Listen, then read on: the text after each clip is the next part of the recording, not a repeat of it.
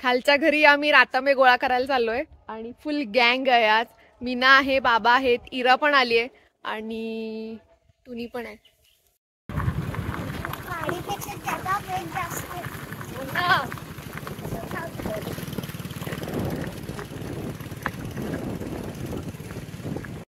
आता मी जुन्या घरी आलो आहोत आणि मे महिन्यात येणारं कोकणातलं विशेष फळ म्हणजे रातांबा.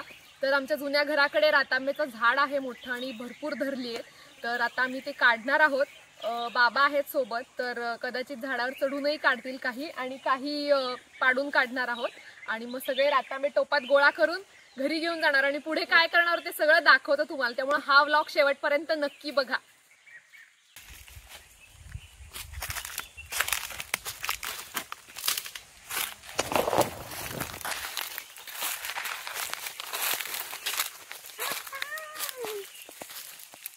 कसली फुले आहेत मावशी?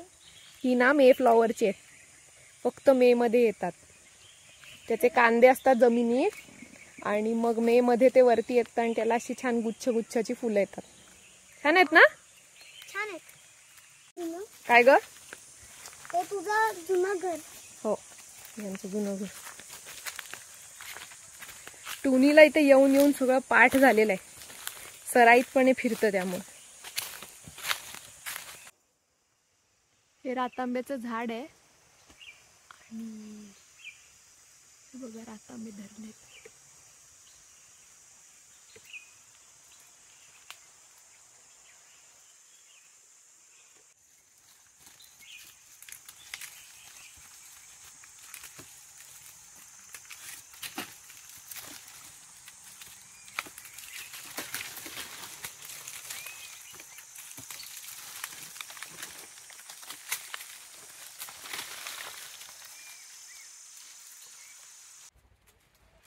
हे रातांबे ना उतरून काढले म्हणजे त्याला अमृत कोकम करताना किंवा आगळ जरी केलं तर त्या प्रिझर्वेटिव्ह टाकावं लागत नाही. मार्केटमध्ये जे असतं ना त्याच्यामध्ये प्रिझर्वेटिव्ह टाकलेलं असतं, त्यामुळे ते सगळे पाडून गोळा केलेले असतात, त्याचे काय उतरून घेता येत नाहीत.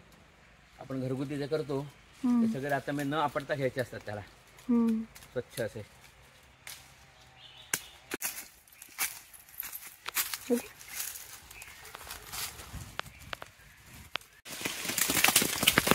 आव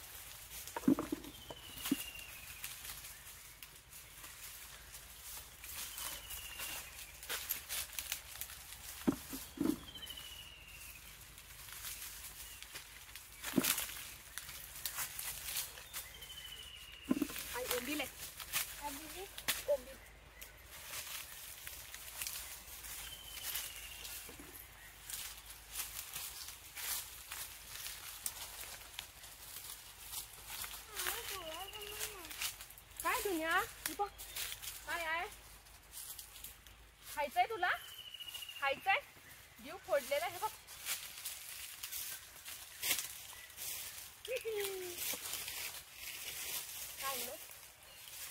दोन आणले. वाव, टुन्या रातांब्यावर बसल्या. टुन्याची लागलंय. चला चला चला.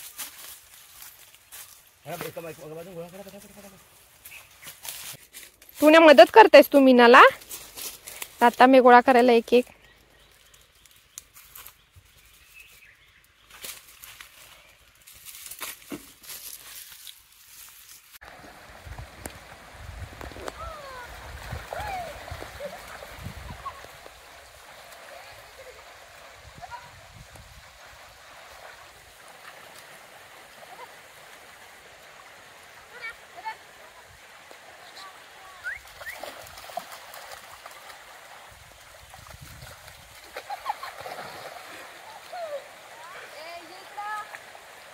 काय खातेस टुन्या? बघू.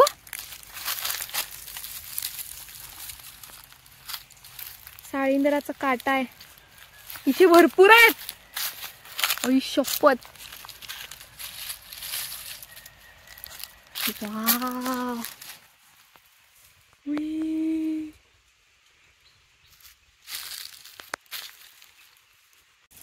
थांब टुने, थांब थांब थांब थांब. खाऊ नको, खाऊ नको, खाऊ नको. थांब थांब जरा.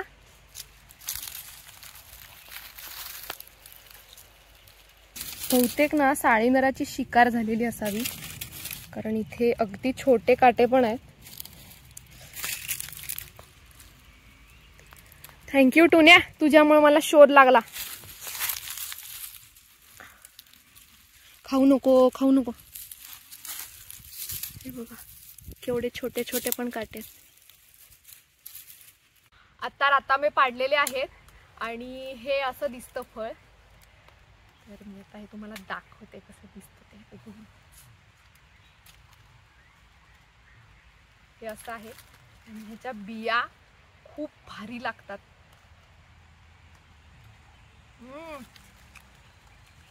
खूप आंबट आहे आणि थोडंसं गोड आहे. आम्ही बी साधारण एवढी मोठी असते बी, तर ती गिळतो, टाकून नाही देत. बी मध्येच मजा आहे त्याच्या.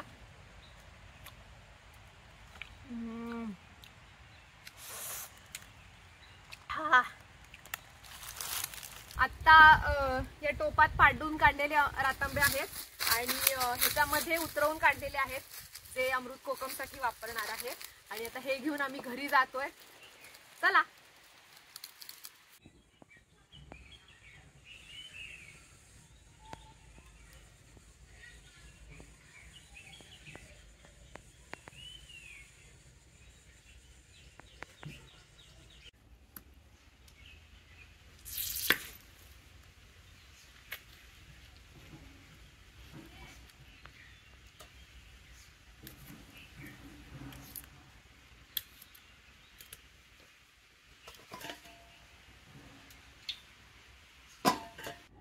हे सकाळी गोळा करून आणलेले रातांबे आहेत.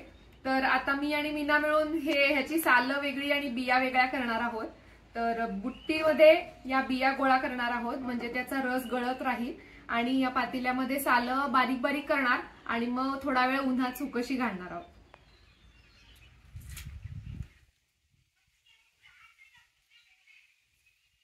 या ज्या बिया आहेत तर यांचा रस आता खाली या टोपामध्ये जमा होतोय आणि ही सालं आता सुकशी घालणारच आहोत. तर ती उद्या थोडीशी हडकली की त्या रसामध्ये भिजत घालायची आणि परत उन्हात वाळवायची. आणि त्यानंतर ह्या बियांना मीठ लावायचं आणि व्यवस्थित चोळून त्याचा परत रस निघायला लागतो.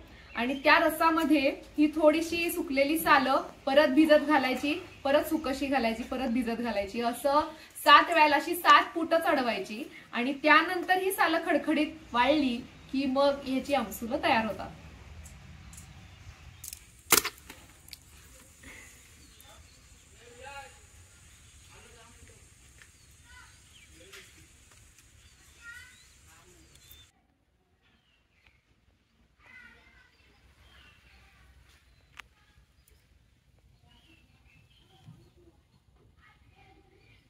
ही सालं आता सुकशी घालतेय मी. इतका मस्त लाल रंग आहे, माझे हात सुद्धा लाल झालेत.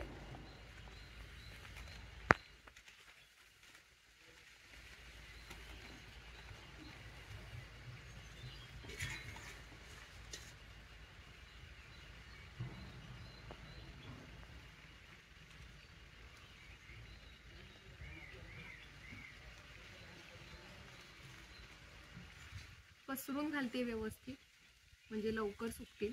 आणि अजून थोडी आहेत सालं, त्यामुळे थोडी जागा ठेवून विरळ विरळ पसरते मी.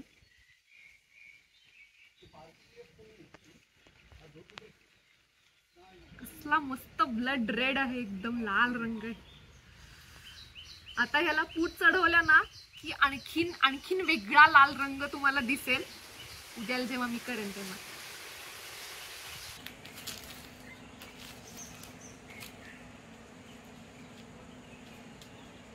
सालं थोडी वाळलेली आहेत आता.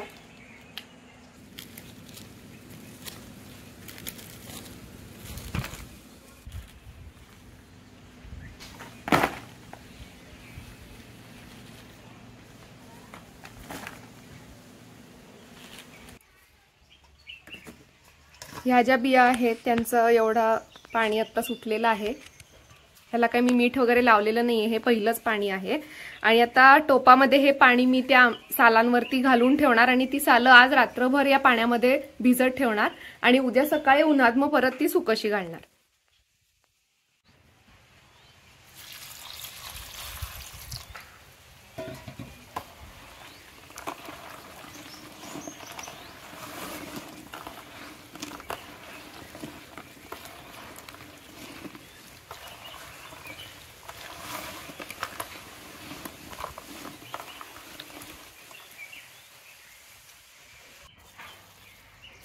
या बियांना आता मी परत आज मीठ लावून ठेवणार आहे, थोड्या मोकळ्या करून घेते आणि त्यानंतर मीठ लावून रात्रभर ठेवून देणार. म्हणजे परत त्याचं पाणी ह्याच्यामध्ये खाली साचत राहील आणि ज्याच्यामध्ये ज्या पाण्यामध्ये उद्या ती सुकलेली सालं आपण परत भिजत घालायचे.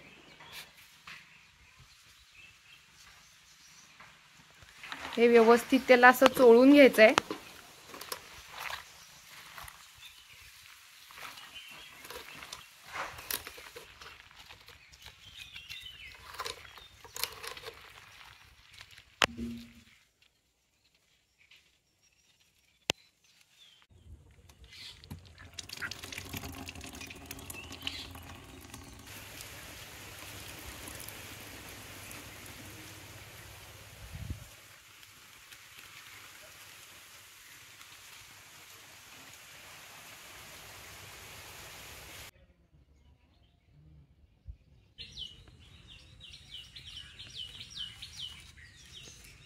बऱ्यापैकी हडकली आहेत आता आमसूल ही आणि अजून 2 उन्ह दाखवली की छान रंग बदलेल त्यांचा, आणखीन काळी होतील ती आणि आमसूल तयार होतील.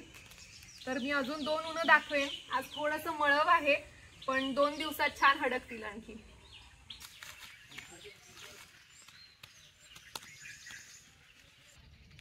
आमसूल सुकलेली आहेत छान आणि त्यांचा रंगही बदललाय, काळपट झाले. तर तयार आहेत ही. आजचा दिवस फक्त थोडा वेळ वाऱ्यावरती ठेवणार आहे. आज मळब आहे पण जे काही थोडंफार ऊन मध्ये येतं तर त्याच्यामध्ये ओलसरपणा जेवढा आहे तो निघून जाईल आणि मग पिशवीमध्ये भरून ठेवून टाकणार. बऱ्याच जणांनी मला विचारलं की कोकम आणि रातांबा दोन्ही वेगवेगळं आहे का की एकच आहे. तर रातांबा म्हणजेच कोकम. कोकणातल्या वेगवेगळ्या भागांमध्ये नावं थोडीशी वेगळी आहेत इतकंच. आणि त्याच कोकमापासून रातांब्यापासून ही आमसूलं बनवली जातात. तर ह्यांनाच काही जण सोलं पण म्हणतात. आणि ह्या सोलांपासून त्याच्या अर्कापासून रसापासून आपण जी पितो ती सोलकढी बनवली जाते. तर अशी नावाची गंमत आहे. आणखीन एक गोष्ट म्हणजे ह्याच रातांब्याच्या ज्या बिया आहेत आपण त्या वेगळ्या केल्या होत्या तर त्या बिया सुकवून भरडून उकळून त्याच्यापासून तेलही काढलं जातं जे त्वचेसाठी खूप चांगलं असतं. तर असे रातांब्याच्या पासून वेगवेगळे पदार्थ बनवले जातात.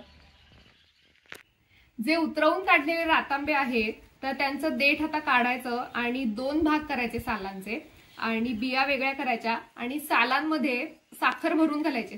वाडग्यासारखं होतं त्याच्यामध्ये साखर भरून घालायची. काही जण ते उन्हामध्ये ठेवतात साखर घालून ठेवलेलं, काही जण असंच्या असं बरडीमध्ये घालून ठेवतात. तर त्या साखरेचा आणि सालांचा सगळा रस सुटून आपलं जे अमृत कोकम असतं त्याचा अर्क तयार होतो आणि तोच रस त्यानंतर आपण अमृत कोकमच्या सरबतासाठी वापरू शकतो.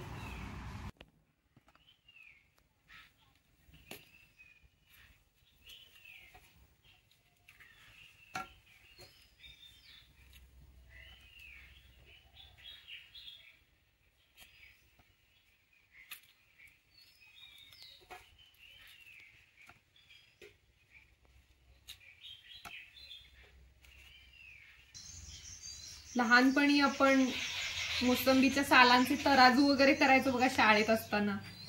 तर तसंच आहे हे. असे छोटे छोटे वाडगे करून घ्यायचे मस्त आणि मग त्याच्यात साखर घालायची.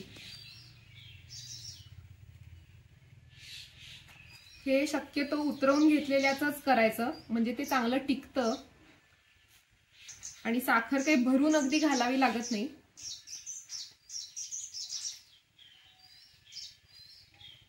ह्याच्या ज्या बिया आहेत तर त्या आपण सरबतासाठी पन्ह्यासाठी वापरू शकतो. ताज्या रातांब्याचं जे पन्ह करतात गुळ घालून तर त्याच्यासाठी वापरू शकतो, किंवा ह्याला पाणी न लावता आहे असं आपण जे आमसुलं बनवतो तर त्या आमसुलांसाठी आपल्याला जो रस हवा असतो, जे बियांना मी मीठ लावून ठेवलं, तर त्याच बियांमध्ये हे आपण ऍडही करू शकतो.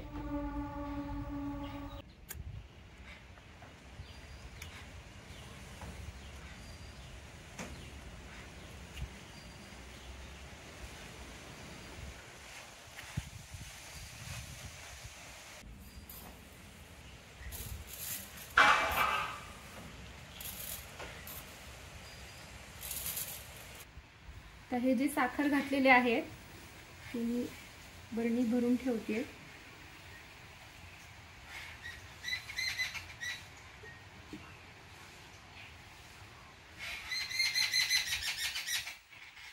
पाऊस येईल असं वाटतंय.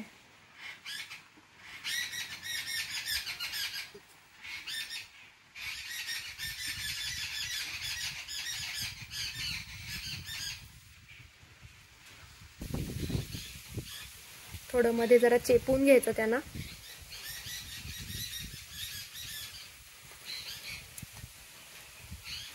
साखर घालून बरणीत घालून तयार आहे. आता झाकण लावून ठेवून देणार आणि 2-4 दिवसात याला आता रस सुटेल. ह्याच्याच सारखं सालांचे थोडेसे छोटे तुकडे करायचे आणि त्याच्यात मीठ घालायचं आणि त्याच्यापासून जो अर्क तयार होतो, तर आपण जी सोलकढी पितो ते कोकमाचं जे आगळ असतं तर ते त्याच्यापासून तयार होतं. तर आता आहेत आणायचे रातांबे थोडे, तर त्याच्यापासून मीठ घालून तेही बनवून टाकते.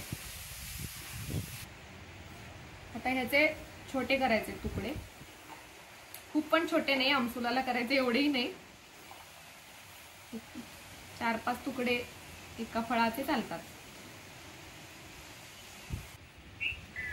रातांब्याला राप असतो आणि त्यामुळं आपल्या हाताची नखं काही वेळेला अशी पिवळी पडतात त्या रापाने, किंवा काही जणांचे हात झोंबतात. तर जे नेहमीचे करणारे आहेत त्यांना सवय असते, पण जर कोणी पहिल्यांदाच करत असेल आणि करून बघायची इच्छा असेल तर थोडीशी हाताची काळजी घ्या आणि ग्लोव्ज वगैरे वापरून करून बघू शकता तुम्ही. साल माझी बारीक करून झाली आहे आणि ह्याच्यात आता वरूनच डायरेक्ट मीठ घालायचं.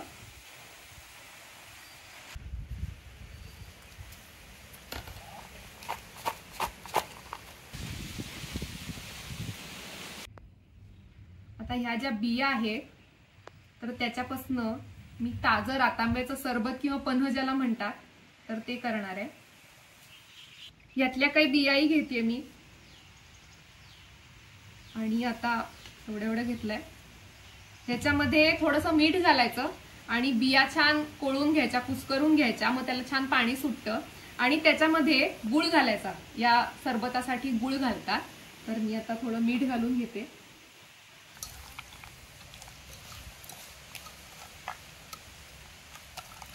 याचा रस यायला लागलाय. ह्याच्यामध्ये थोडं पाणी घालून घेते आधी आणि पुन्हा एकदा कुस्करून बिया वेगळ्या काढून घ्यायच्या.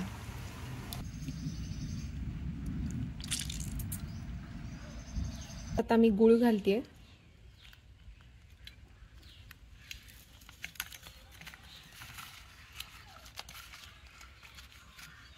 बऱ्यापैकी गुळ विरघळलाय आता आणि ह्याच्यात थोडासा हिंग घालते मी आणि थंड पाणी.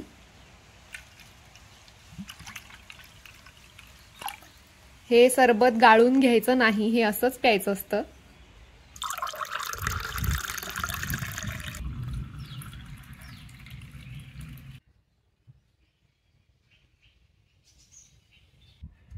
ताज्या रातांब्याचं सरबत तयार आहे.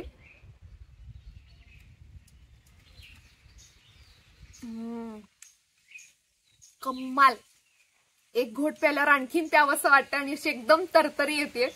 तुम्ही जर पुढच्या वर्षी कोकणात मे महिन्यात फिरायला आलात ना आणि जर तुम्हाला ताज्या रातांब्याचं सरबत कुठे मिळालं तर न चुकता प्याच तुम्ही. आणि हा व्लॉग कसा वाटला तेही कमेंट बॉक्समध्ये नक्की सांगा.